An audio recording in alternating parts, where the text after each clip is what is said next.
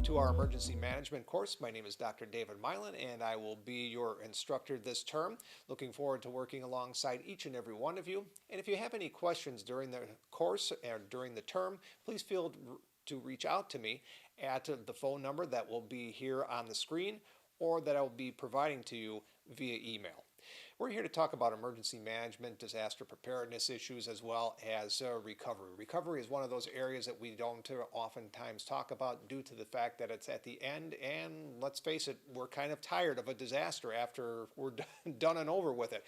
So recovery oftentimes is left on the table and is not the most interesting piece of disaster management. However, we're going to be looking at a lot of things, and we're going to give you some background information on different types of disasters, different types of activities, both natural and human-made, as well as some of the recovery efforts here.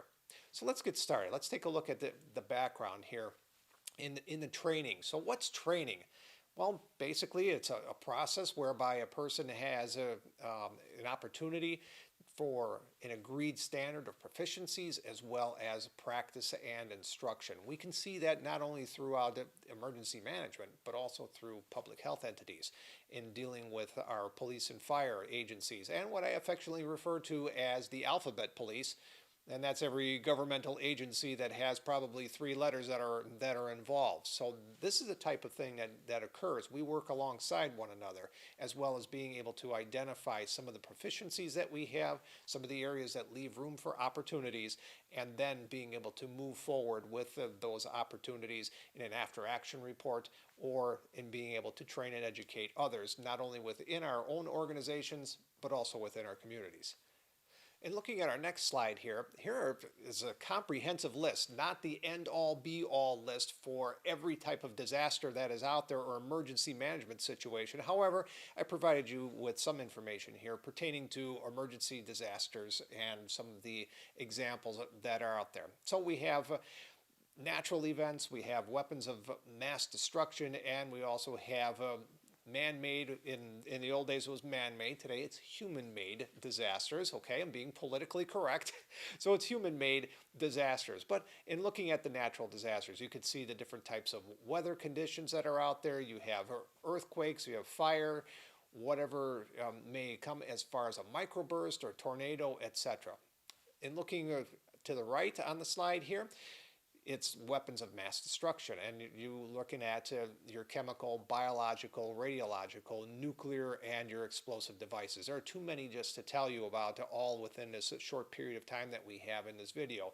However, be aware that these are some of the areas that we are going to be looking at that make an impact in emergency management, disaster recovery. And then finally, the human-made disasters there.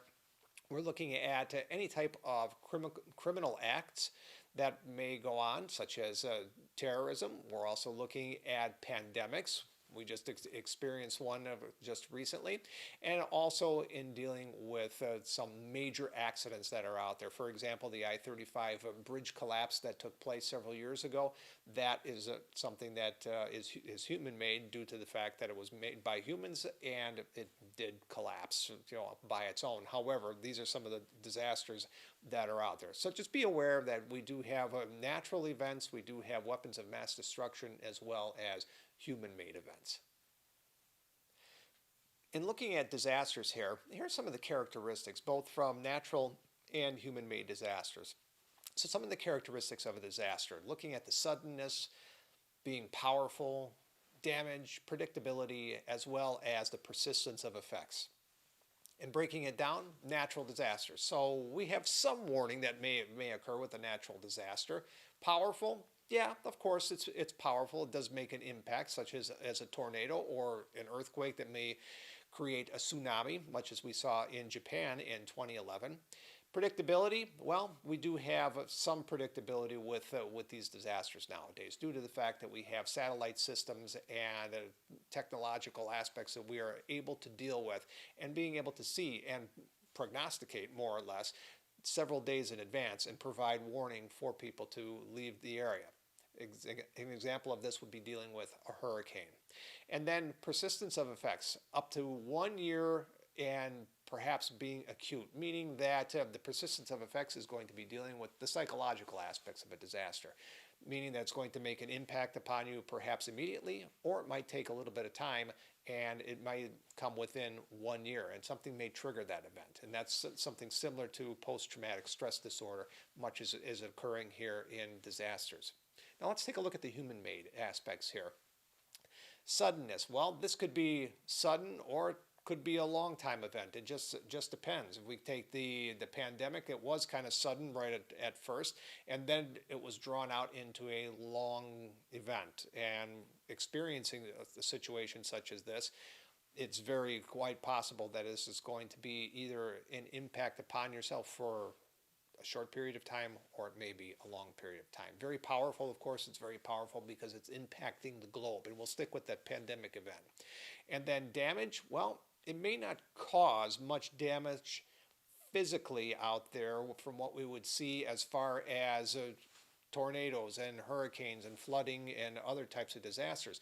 But we're looking at more in dealing with the economics here. We're also looking at the psychological aspects and the physical aspects within ourselves. That had a severe impact based on some of the studies that have been already coming out on the pandemic. Predictability, it's low. No one expected it. We looked at this at the end of 2019, and lo and behold, in 2020, it was here within a matter of weeks, perhaps a month and a half at most. So low predictability on this. And then persistence of the effects, chronic and long-term. We can see that with this example again, the pandemic, it is something that is ongoing. Now there are different types of variants that are occurring. Now there's different types of situations, the psychological situations that are occurring, the financial aspects that are occurring, and everything is going to be long-term. Physically, we're looking at perhaps some people that are impacted and they've had underlying circumstances health-wise, and they are impacted differently from this type of event. So these are some of the areas here, the characteristics for both natural and human-made disasters. Now let's take a look at our next slide. As you can see here, natural versus human disasters, as we talked about on the previous slide, this breaks it down in a more condensed form. So here we have the first one, natural disasters. We're looking at your earthquakes, your tornadoes, hurricanes, and not man-made or human-made disasters.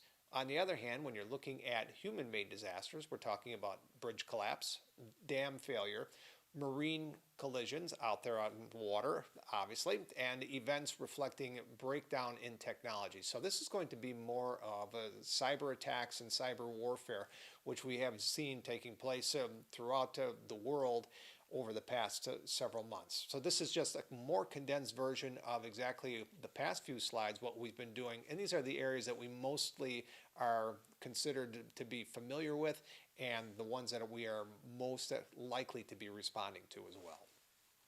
Here's a good example here on this slide of a tsunami and an earthquake. This was in Japan, which I mentioned earlier in this presentation, that took place in 2011. This was an apocalypse, more or less. As you can see, some of the disaster remnants here on the screen. This was something that was obviously not very predictable. This was something that was of great magnitude and moved the sea inland at such a rate that it moved the entire nuclear power facility off its foundation, and it created a hazardous leak. A lot of the materials and a lot of the debris was carried over the sea and carried onto the beaches over there in California.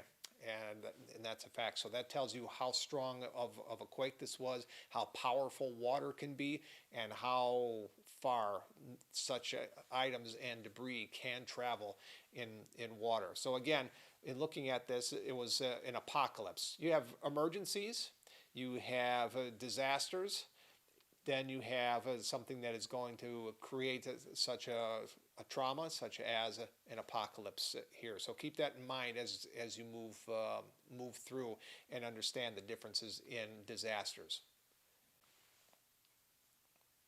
In looking at our emergency and disaster types, we have both internal and external. You're saying, but Dr. Milan, aren't we talking about three different types of areas like catastrophes and apocalypse, etc., and just a basic emergency? Well, yeah, but we're going to break this down even further. And taking a look at it here, look at this.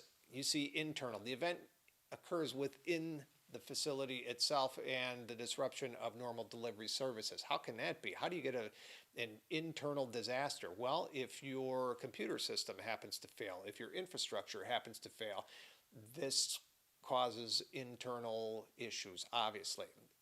Internal flooding, for example, if you happen to have backup, or if the sewers outside the facility are all backed up and the water continues to back up within your hospital, for example, and it starts coming through the sewer covers, etc., that is something that's going to be an internal disaster. And the external disaster is something, obviously, here that occurs outside the facility, either human-made or it's going to be a natural event. So anything that's outside the four walls of your area, that's going to be your external. So that could be tornado, earthquake, fire, any type of perhaps bridge collapse, cyber attack outside, etc. So again, looking at this, breaking it down, you have both internal and external for emergency disaster types. So now you're probably asking, Dr. Milan, where do you start in being able to plan? Well, I'm very glad that you asked that question. I am very pleased that you asked that question because this is the road to success here. So where do you start? You deal with your public health departments, your local community leaders, within your own workplace. There's my 1980s moment. Duh, yes, of course. That's where you take a look within your own workplace because there's an abundance of information and resources and people that are willing to work alongside you in order to mitigate a lot of these circumstances that occur with internal, external, and any type of disaster that you can possibly imagine. People like to prepare for these things, and even the recovery mode, especially when there are finances that are involved at the executive level. Local area businesses are willing to participate. Philanthropy organizations and your government organizations.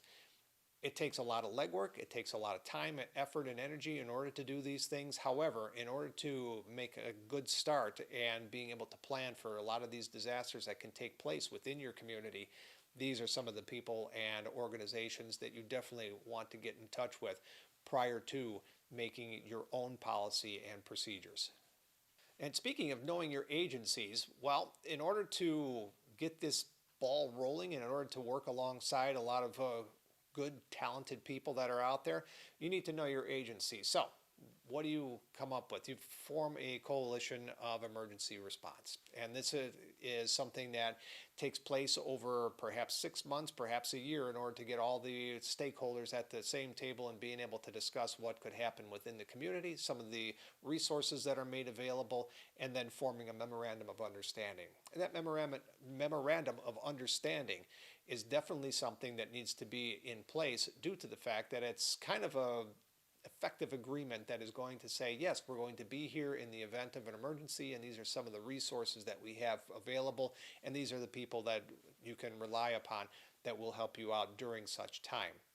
Also, this is going to be an opportunity to train both the intra and interrelated training.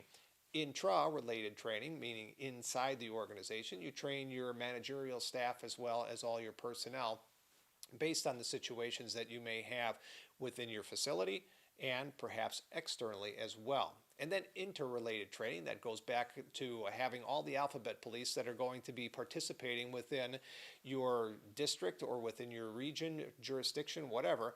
But it's also a good idea to train with all those local departments as well. So this way you get to know the names, faces, and places, as I always like to say, and then being able to identify them in the instant that an emergency takes place, because it's a lot easier to have a familiar face out there rather than someone that you have no idea who's on the other line and they don't know you. It makes things a lot less desirable, shall we say, as far as communication is concerned, and it does cause a communication breakdown. And speaking of communications, it's being able to get the message out there. And how do you get the message out there? By at least meeting with these organizations and departments at least one time a month, and take an hour out of everyone's busy schedules in order to prepare and mitigate some of the circumstances that can occur with these disasters, and know who your agencies are and know where you can get your resources. And then finally, you're going to be preparing for the imminent disasters. Now, I'm not saying that you prepare for each and every disaster that's out there. That's impossible to do, and that's an insurmountable task. What I'm looking to tell you here is that preparing for the disasters that are going to impact your community, your immediate area, internally and externally. So keep in mind that you're going to have to do a little bit of research. You're going to have to look back in history perhaps, and perhaps there are people that live still within the community that have been impacted by a certain disaster, and you can ask them what were the circumstances back then, what took place, and how did the local area governments and political stakeholders make improvements, or are there still some areas that weren't addressed at all? These are some of the things that you can do. And as you can see, it does come right back to the coalition formation and being able to know your agencies. So understand that the memorandum of understanding, being able to train, getting that communication out there, and then finally understanding which disasters are going to take place perhaps within your community. Well, that was a lot of information on that last slide, but okay, some terms to remember. What would not be an emergency system or an emergency course without acronyms? Okay, so we're going to throw some acronyms at you. Here we have NIMS, National Incident Management System. I'm sure many of you have heard about this before. Nationally recognized emergency management system, standardized response to disasters amongst all agency workers. So here are the alphabet police here. PD, FD, police department, fire department, healthcare workers, etc. So keep that in mind for National Incident Management System. That is going to assist during that time of crisis and bring all the stakeholders to the table under one umbrella that'll be able to separate into different areas and work alongside one another. And then looking at the Hospital Incident Command System, better known as HICS, Hospital Incident Command System.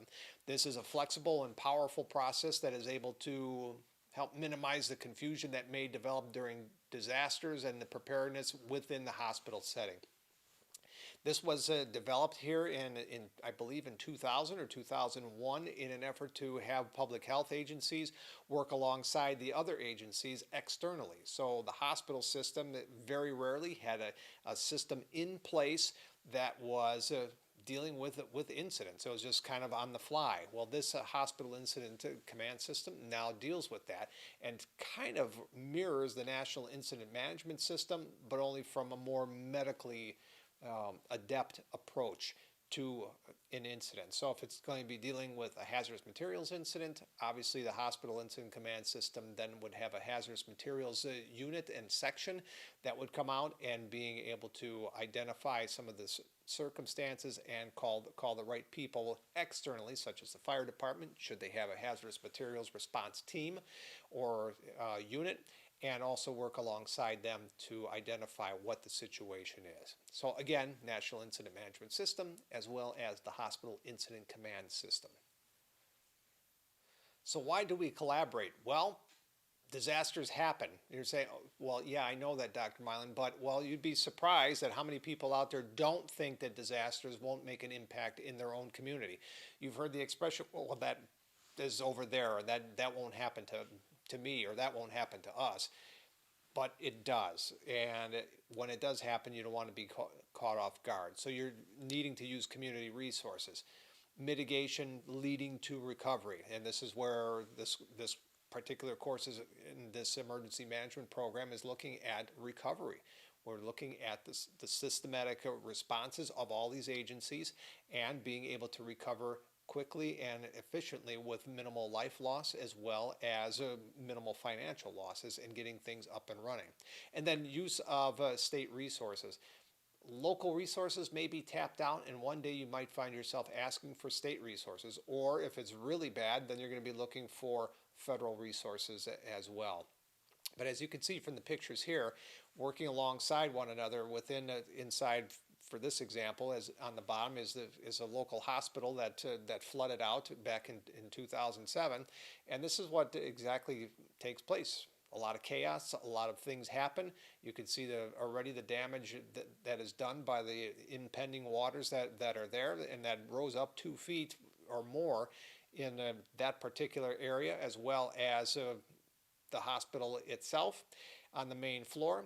And these are some of the reasons why you need to collaborate, because in this instance you can make one phone call and you can have MABUS respond very quickly. Mutual Aid Box Alarm System. That's what MABUS stands for those of you who may not be familiar with that acronym.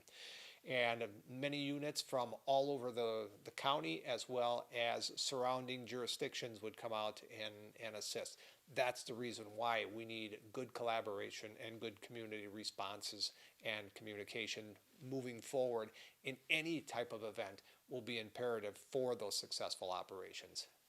And now, what are some of the future challenges here? Well, we've talked about communication, we've talked about collaboration, etc. Well, now, as far as public health managers are concerned, we need to look at this and remain flexible. One thing that's constant in life is definitely going to be change. And if you are flexible to that change, you're going to do a lot better than rather be rigor and policy driven at all times. You're going to need to be willing to change and embrace further education. Sometimes we all like to do our same situations and our own thing during the course of a disaster because we've done it so many times before, but things continually change, and now things are changing almost daily in emergency management to where we need to embrace future challenges and also educate our community stakeholders as well as our internal stakeholders within our organizations. Promote community-related conferences and collaborations. This is where you get the community involved, letting people know that you're out there, knowing that the people may want to work alongside of you as an emergency manager or as a public health official in order to perhaps improve on policies, or perhaps drill and train on certain aspects. If it's going to be dealing with tornado recovery or whatever it may be, this is a good opportunity to work alongside community stakeholders. And then train with agencies and stakeholders and others that are within the community. I cannot emphasize this enough. The more toys that you have in the sandbox during a disaster, the better. That's what I can tell you. The more people that you have working alongside you, the more comfortable you are, the less likely you are to not be flexible in any given situation. And understand that policy is good. I'm not saying not to follow policy. Please don't misunderstand me. I'm saying that following policy is something that is necessary in order to get through the steps. The other thing is that remaining flexible is something that is good for a leader that's out there, because that leader is able to embrace the challenges that are out there. And we have to face facts that something changes in a disaster every 2 seconds. And it's much like when you're driving an automobile, something changes in front of you every 2 seconds, much as the same thing is going to happen with a disaster. You don't know what the next few seconds or few minutes is going to bring. So keep that in mind as you're moving along, and embrace those future challenges, embrace education, and embrace positive social change as well. And that concludes this first lecture here for our opening emergency management session. I do appreciate your time and attention. I hope you learned a little bit. Well, actually, I hope you learned a lot in a short period of time here with this lecture. There are more lectures to come over the next few weeks. Again, please feel free to reach out to me on that number that we're going to flash up here on the screen, and also via email. And please touch base with me anytime that you have any questions. And just remember that everywhere you go, you will find yourselves there. So I do bid you a good day. Thank you for watching the presentation, and looking forward to working alongside each and every one of you in reaching your goals and objectives.